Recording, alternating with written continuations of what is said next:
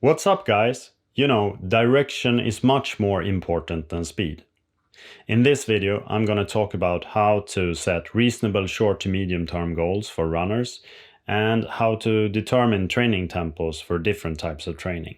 I'll also provide you with insight on how to find your 1 repetition max in strength and powerlifting exercises and how to determine short to medium term goals for bench press, deadlift, squat, and body weight type exercises like the chin-ups and dips. But first, let's roll the intro.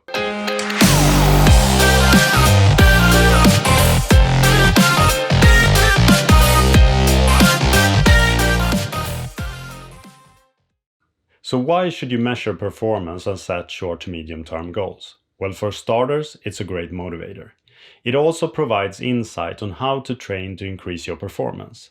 That way you can measure your progression over time and get an understanding of what type of training works for you and what type of training does not work for you.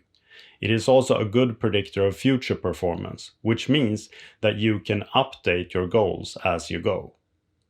The most important part for me when it comes to performance evaluation testing is that I recover fast afterwards. So because of this, I favor light tests. For running, that would be a half Cooper test, which equals a 6-minute run at maximum effort. It's a quick and dirty way to find out what type of training you should start with. So after a half Cooper test, my trusted Garmin Fenix suggests a recovery time of only 12 hours.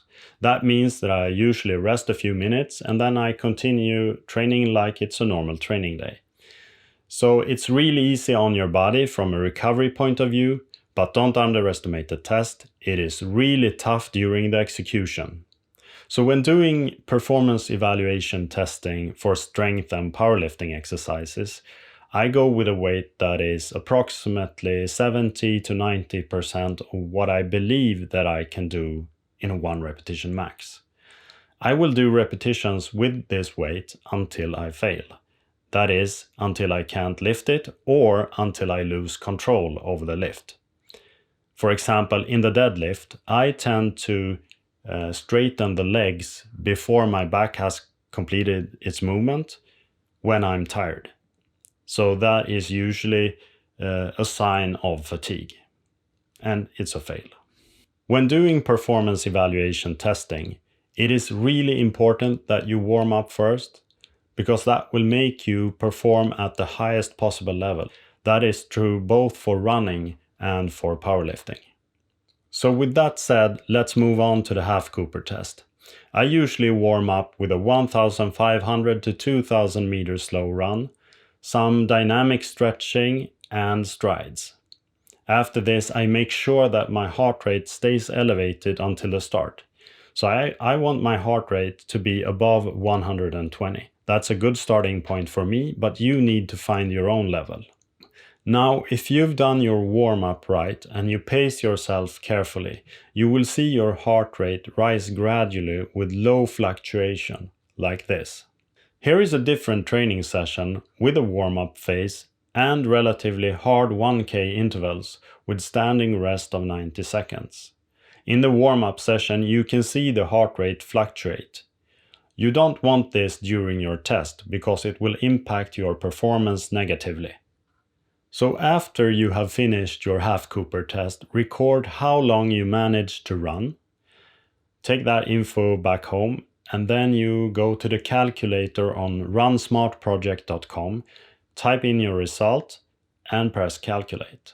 My result was 1,400 meters in 6 minutes. Now you got suggested training tempos for different types of training and equivalent race prediction times for a number of popular distances. The longer the predicted race, the further from the truth the prediction will be, especially if you're a beginner. A useful tip for most of us is to see the predictions for 5K and 10K races as your 2 to 6 week goal, depending on your ambitions and experience. Alright, so we're all set with new training paces for our training program, and we also have a new 2 to 6 week goal for the 5 and 10K. So let's move on to the gym. So let's do a simple performance evaluation test in the gym. So here I'm doing chin-ups. So I recorded how many chin-ups I could do until I failed. I managed to do 15 repetitions. So I bring that information back home and then I go to strengthlevel.com. I punch in my data like this and then I hit calculate strength. This gives me an estimated strength level compared to lifters of my age and gender. And it also gives me an indication of my 1 repetition max in this exercise. For me, this website is providing me with scary accurate predictions of my 1 rep max. When it comes to setting short to medium term goals for strength and powerlifting exercises, I try to imagine how many repetitions I would be able to do if I continue to train hard for 3 to 4 months. In this case, I imagine that 25 repetitions is reachable. That gives me an indication of a 1 repetition max of my current body weight plus 65 kilograms extra. Remember that effective training is dependent on good recovery management, since that will keep you training frequently and continuously. Bad recovery management, on the other hand, will lead to injuries or sickness, and that will keep you from reaching your goals. Direction is much more important than speed. A lot of people are going nowhere fast, and this is usually because of unreasonable short to medium term goals and bad recovery management. Thank you guys.